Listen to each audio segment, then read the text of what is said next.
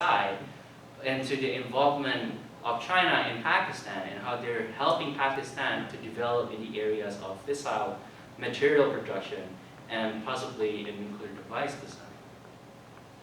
So okay, there we can already start to establish, somewhat of a link between China and the distribution of nuclear technology out there. China has nuclear forces, right? But sometimes we forget that nuclear force is not just about how many warheads you have. It's the knowledge, it's the technology, it's the knowledge of how to build it, how to utilize it, how to improve the system. And China can already participate in this global networking of knowledge distribution, and that's exactly what they did, supposedly, and I would like to believe that they actually had a lot of roles to play within the AQCON network. And nowadays, it's even easier for them to do this. Why? Because of China's movement towards decentralization and devolution. So yeah, China supposedly liberalizing its market is a good thing, sure. At the same time, they're engaging in a lot of efforts to decentralize their economic entities, especially within private entities.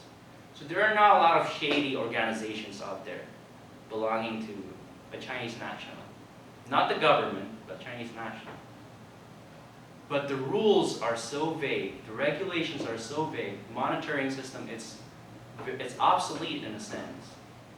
Even the Coast Guard in one province can have a different understanding of the rules than the Coast Guard in another province. The fact that China is actually decentralizing is actually making this process very easier. Of course, this is very speculative. I'm not saying that I have proof of this. But I guess my objective in bringing this up is I want you guys to try to think about it. This is a very possible scenario. If you think about it, if you try to link the pieces together, it can make sense. And what if this is the case? It's just something to critically think about. So China is decentralizing a lot of different private entities with very little accountability links to the central government. They can operate within the guise of trading commodities. But underneath, they might be smuggling stuff around the world here and there. And the network is so vast, it's so hard to monitor every single one of them. Right? We can take a look, for example, at the Tianjin explosions that happened during the summer. I personally find it I'm very skeptical of the reasonings that they provide that it's just some usual factory accident. It's big. That explosion was really big. And very suspicious is also the fact that how little the government was trying to aid the first responders at that time. They gave the firefighters very little information about what happened. A lot of the firefighters ended up dying also in the process of trying to rescue the people. Within the first day, they told the people that it's safe to stay there, you don't have to relocate. The next day, the second explosion occurred.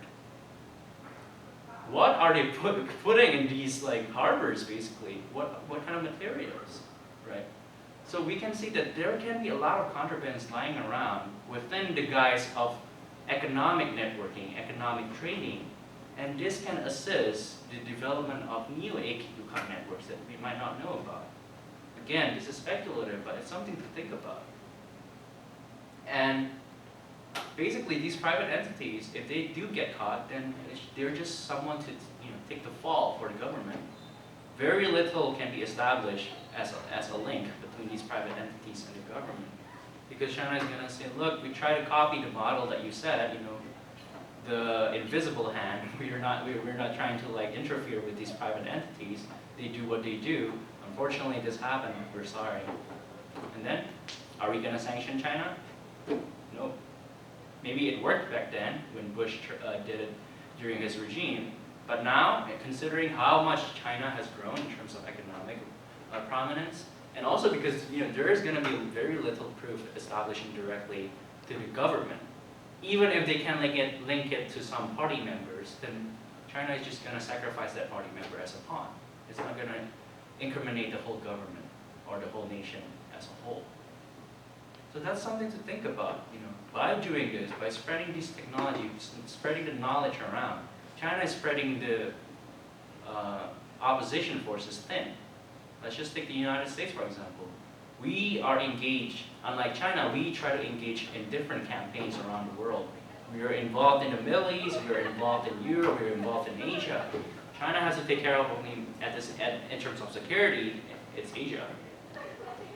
So they are spreading the United States thin without having to fire a single shot themselves. But they are doing things that help to give birth to many insurgents, many shadowy entities here and there who might be using these capabilities, nuclear technologies, as a way of terrorism or as a way of invading other nations. The Middle East, with Iran being provided with technologies from China, Israeli government is getting more anxious. They ask the United States for more backing, and sooner or later they can become a loose cannon if we don't follow what they want. So that's very worrying. And China might not seem to be a prominent player right now in terms of nuclear capabilities, but hey, they have a lot of potential to cause a lot of damages here and there. So that being said, just to briefly wrap this up, China does not need to play toe-to-toe against the United States or against the European alliances with the United States, or even against Russia either. They don't need to play toe-to-toe.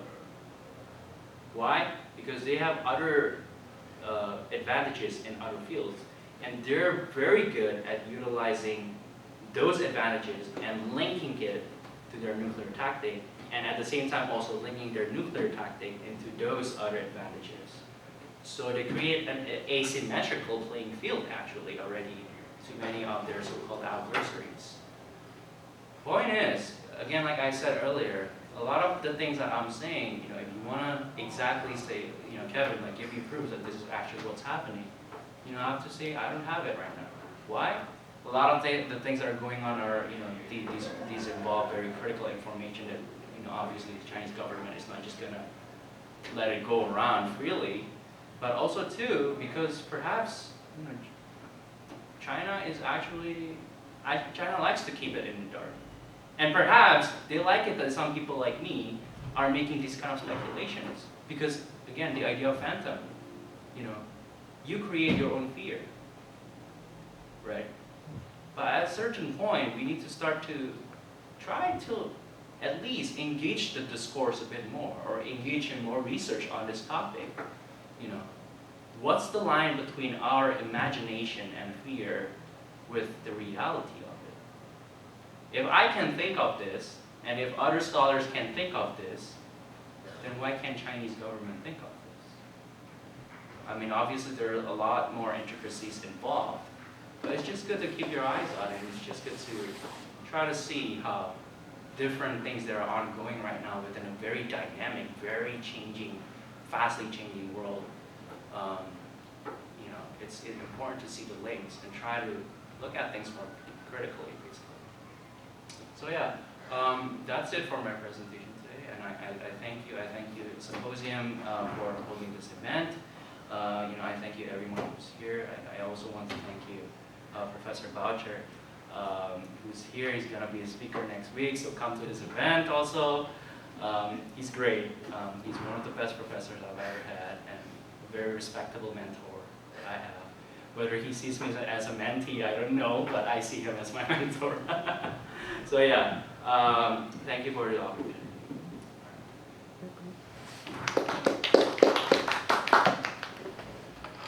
Any questions? Yeah, I would like to open the floor to questions and answers. Actually, I have one. Yeah. I'm wondering, have you looked into what are the reactions of other Asian countries like Japan and Korea? What are the reactions to China's nuclear strategies? So if you talk about Japan, whatever China does, Japan is always going to look at it with paranoia, basically. There's a theory going on right now, a scholarly theory, that Japan is very afraid of this concept of abandonment. And the abandonment we are talking about is abandonment by the United States. So within the Asian ally that United States have within Asia, Japan is kind of the most likely, if out of all of them to be a loose cannon.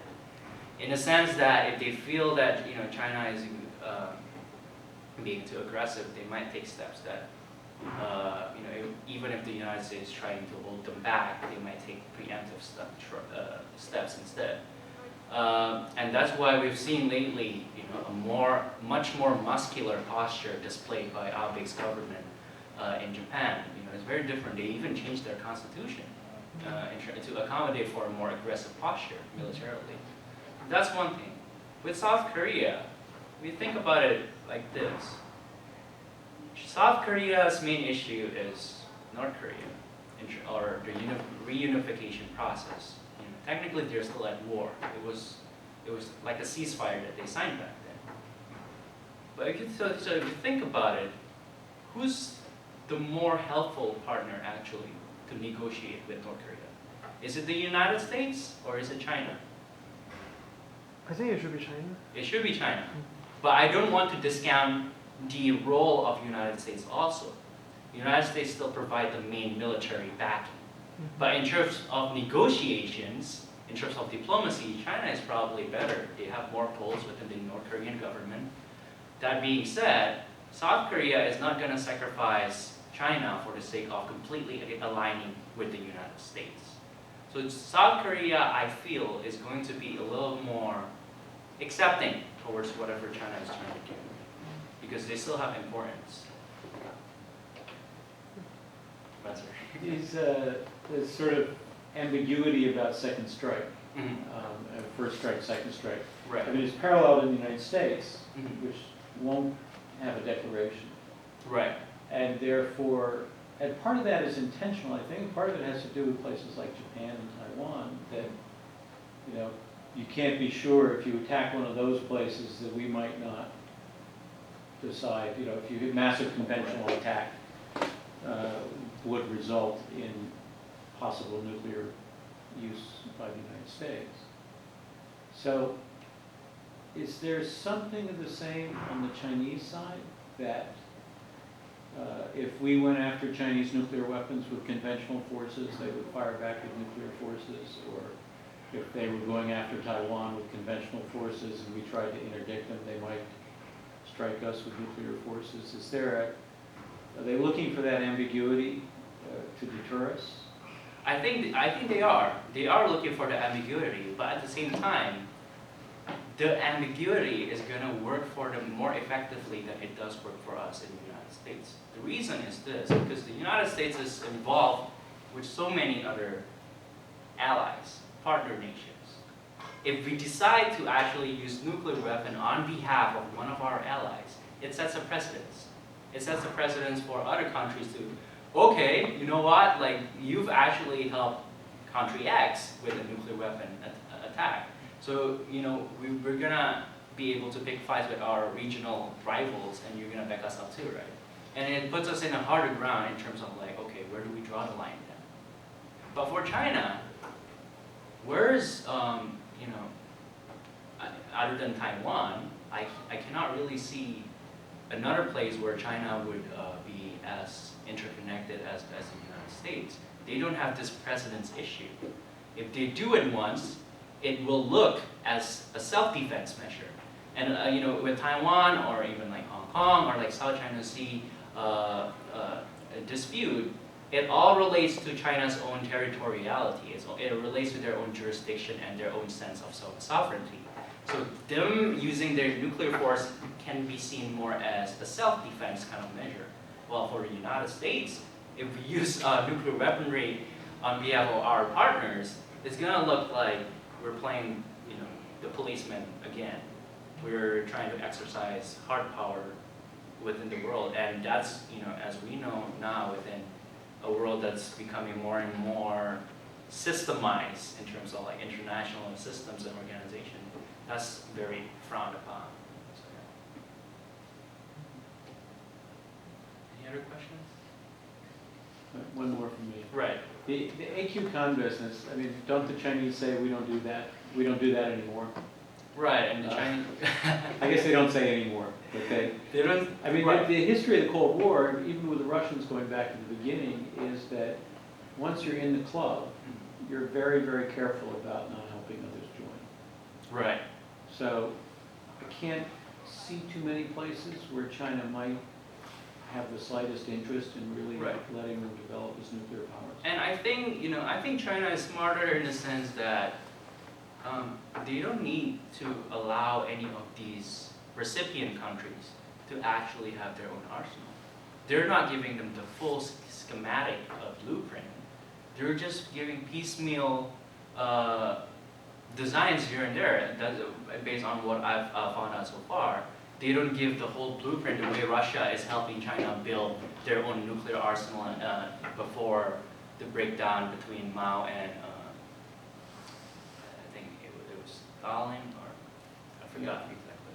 So it's different. What China is not trying to let anyone into the club. I don't think that's an intention at all. But what they're doing is like giving this idea like, hey, these countries are now starting to have capabilities, and who's going to be most concerned? The United States. The United States The United States doesn't need to see country like Iran or Libya being a fully powered nuclear nation, nuclear power. As we just need to take the hint that there's something going on there. They're progressing towards that direction, and we'll do something. We commit forces on the ground. I guess that's true in terms of, they can sit back and watch other countries develop stuff. Right. The strategic rocket forces are very, very tightly controlled in China. And they don't, unlike a lot of the other things you cited with private sector and doing this and that, Right. and people, keep storing chemicals in Tianjin Right. based on Right. Bribes and corruption and stuff like that. I don't think we've had any stories that there are Chinese nuclear weapons, that they have what's known as loose nukes, or loose nuclear scientists in China. And I agree with you in the sense that within the government's hold on the arsenal itself or on the strategic rockets itself, I'm sure that they have full control of it. It's not going to be decentralized the way it is with the private entities. But the question remains is that, like I said, if it is saying that the piecemeal technology can go to different countries, within China itself, I believe that there's still a high possibility of piecemeal technologies from within the government sector being distributed within the private sector. And the private sector in China has more than enough brains and intelligence to kind of figure out, how to, make this into a little bit more hazardous and then distributing it out elsewhere. So it can be like like they're like the middleman. They make something out of the piecemeal information they get, and they give out even more piecemeal information out there.